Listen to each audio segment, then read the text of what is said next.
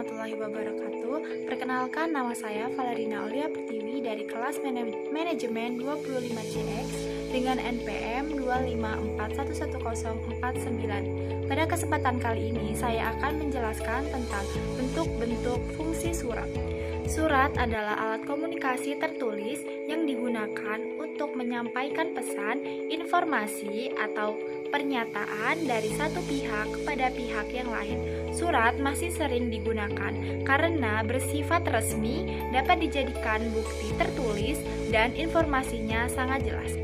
Fungsi surat yang pertama sebagai alat komunikasi tertulis, yang kedua sebagai bukti tertulis yang sah, yang ketiga sebagai arsip atau dokumentasi, yang keempat sebagai pedoman atau dasar bertindak, yang kelima sebagai alat pengingat.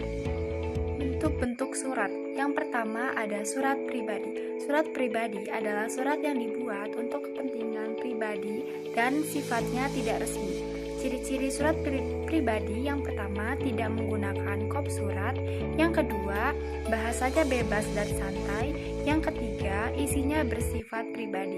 Contoh surat pribadi yaitu surat untuk orang tua yang mengabarkan kegiatan kuliah, surat ke teman untuk mengajak bertemu, atau surat permohonan maaf saat ada salah paham. Yang kedua ada surat resmi. Surat resmi adalah surat yang dibuat oleh lembaga, instansi, atau organisasi untuk keperluan formal. Ciri-ciri surat resmi yaitu yang pertama menggunakan kop surat, yang kedua menggunakan bahasa baku dan sopan, yang ketiga memiliki nomor surat, perihal, dan lampiran. Contoh surat resmi yaitu surat dari sekolah, kantor, ataupun organisasi. Yang ketiga, surat dinas. Surat dinas adalah surat yang digunakan di lingkungan instansi pemerintahan atau lembaga formal. Fungsi surat dinas yang pertama menyampaikan perintah, yang kedua memberikan informasi, dan yang ketiga menyampaikan laporan. Contoh surat dinas yaitu surat tugas, surat keputusan, dan surat pemberitahuan sekolah. Yang keempat, surat niaga. Surat niaga adalah surat yang berkaitan dengan kegiatan perdagangan atau bisnis.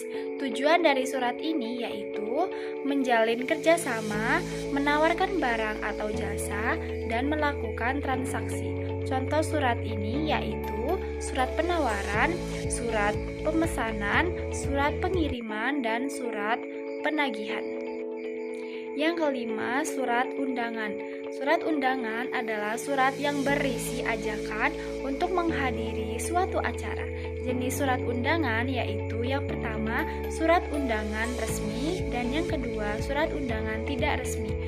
Contoh surat undangan yaitu undangan pernikahan, undangan ulang tahun, dan undangan kegiatan sekolah.